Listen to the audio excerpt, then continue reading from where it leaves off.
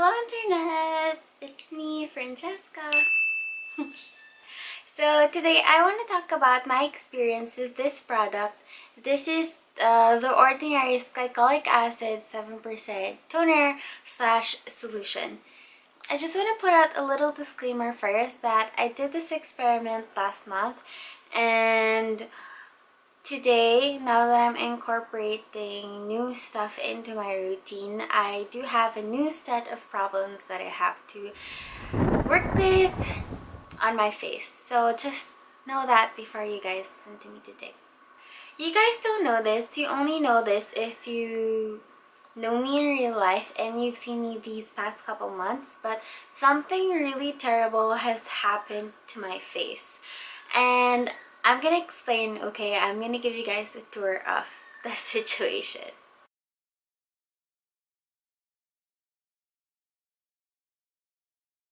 So first of all, I had active acne. But active acne, I'm not really mad at them. The way I see a pimple is, it's a problem that's on its way to solving itself, because once the pimple comes to a head, then that means I could pop it. When I pop it, it's gonna turn into a wound, and that wound is gonna turn into a scar. A scab, which I have a ton of on my face. So everything you see here that's really dark or like almost black, then that is most likely a scab. Now, once the scab falls off, or when you pick at it, whichever comes first, then it's gonna leave a dark flat scar. But this dark flat scars, I'm not mad at them either, because it's really easy to cover up with makeup, because it's just flat, like there's no texture there. Texture, however, is very present on my face in the form of my closed comedones. And these closed comedones are the tiny little bumps on my face that are so hard to get rid of. I couldn't pop them, and they don't go away either, they just stay there. And so my plan of action in solving this problem is HA, specifically glycolic acid, and I got mine from the brand The Ordinary. Now, I'm a sigurista, so before I drop money on something, I have to know first literally everything about it. So I have to know what it is, what it does, how it works, what can I expect from it, what can I not expect from it. So if you are like me, then you can stay and listen to my rationale as to why this is my plan of action. And if not, then you could go ahead straight to my documentation. I'm gonna leave the timestamp right here.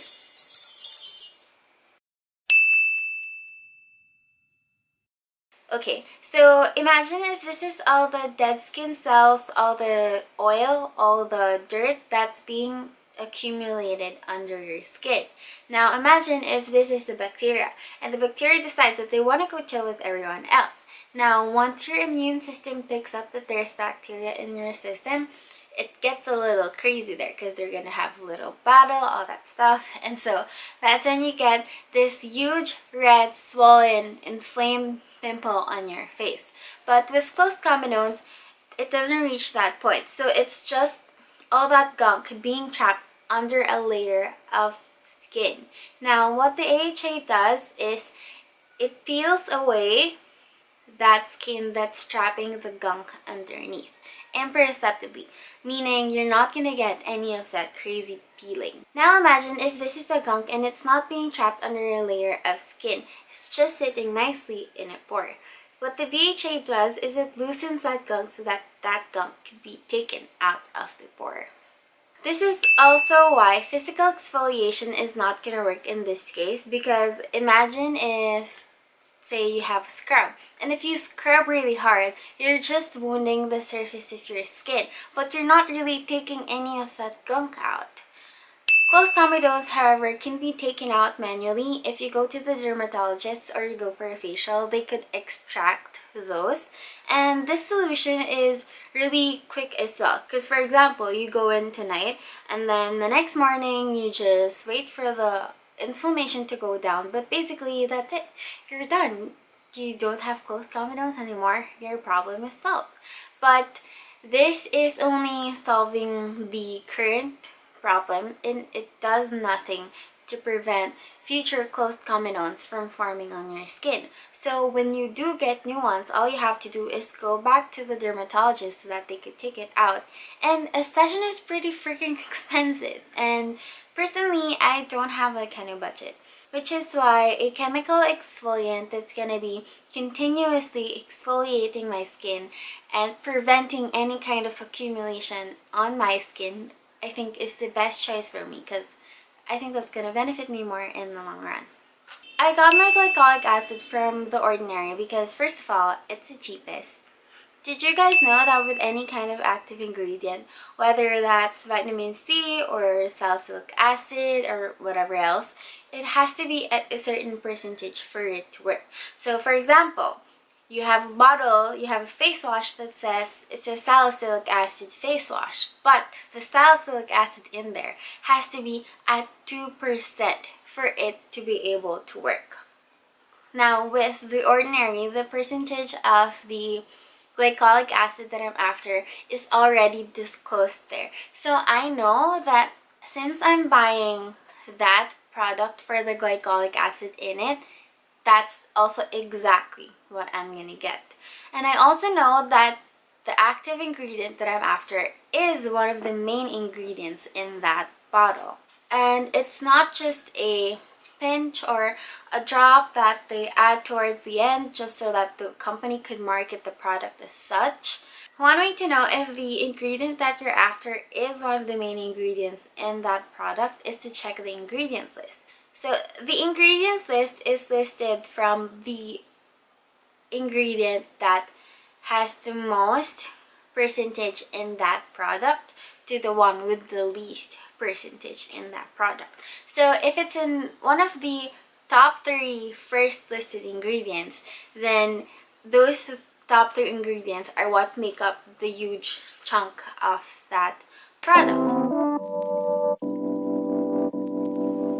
So on day 1, I felt like everything got better and worse both at the same time, because I felt like the shit on my face, they were dried out, and so they were flatter. But at the same time, the pimples that I had, they came to a head. And it seemed also like all the scars that I had on my face, all the hyperpigmentation, everything, it just seemed so much darker that day. Obviously, the ones that I had from yesterday turned into scabs, so that definitely was a contribution. But yeah, day 2 was a sunscreen day, so just keep that in mind. It might seem like my complexion was lighter on this day, but it could be just because of the sunscreen that I was wearing and the lighting as well. So on day 2, everything just seemed a lot more dried out and they were flatter. And obviously the acne that I popped from yesterday has turned into scabs as well. One thing I also noticed about my skin was that in the mornings, right when I woke up, it would be so good. All the shit in my face would be so flat.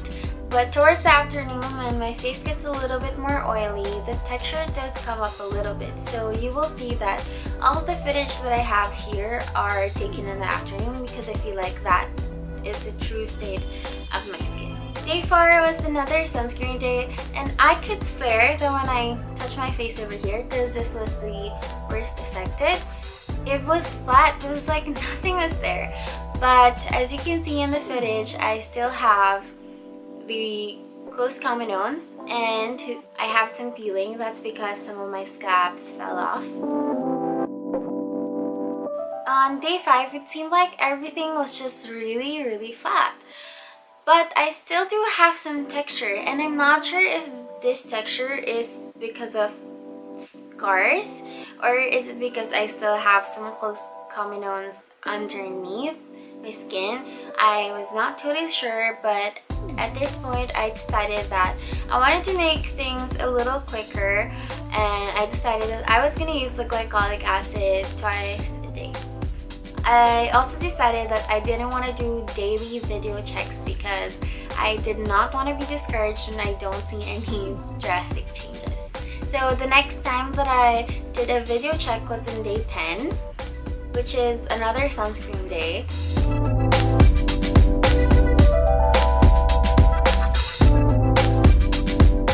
And on day 12.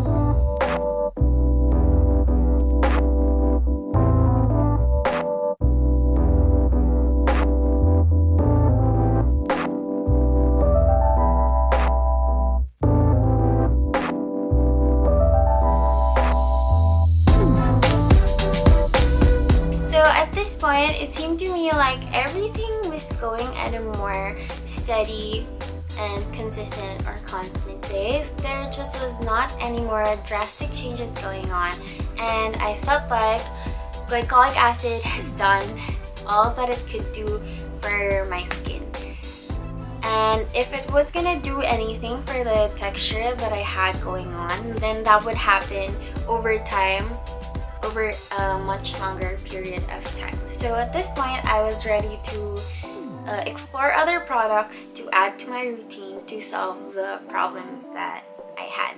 In conclusion, did glycolic acid return my skin into its former poreless, perfect glory?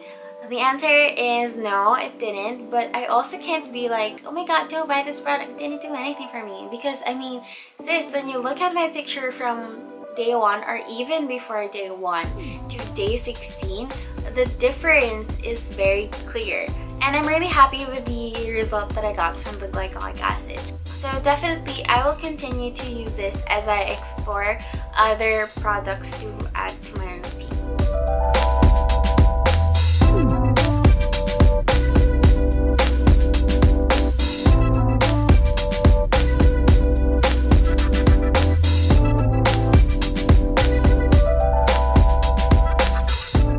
One thing I feel is important for me to repeat is that I did pop my pimples. I'm not saying you guys should pop your pimples, okay? I'm just saying I did that and that's what I did. I didn't just apply glycolic acid every day and then eventually all the stuff on my face just flattened and eventually went away. That's not what I did. Maybe when you don't pop your pimples, it's just gonna rupture on its own, or it's just gonna get flatter day by day until everything goes away. Or maybe when you don't pop your pimples, you're not gonna be left with any texture or scarring. Obviously, I don't know these things because I did not wait long enough to find out. So from here on out, I am trying out more stuff to get my clear skin back, and hopefully you guys will join me in my next video. And that's it. If you did like this video, give it a thumbs up. If you have any comments, suggestions, video ideas, things you want me to do, just put them in the comments below. I want to do them, I'm going to do them, and that's it. I'm going to see you guys on my next video. Bye!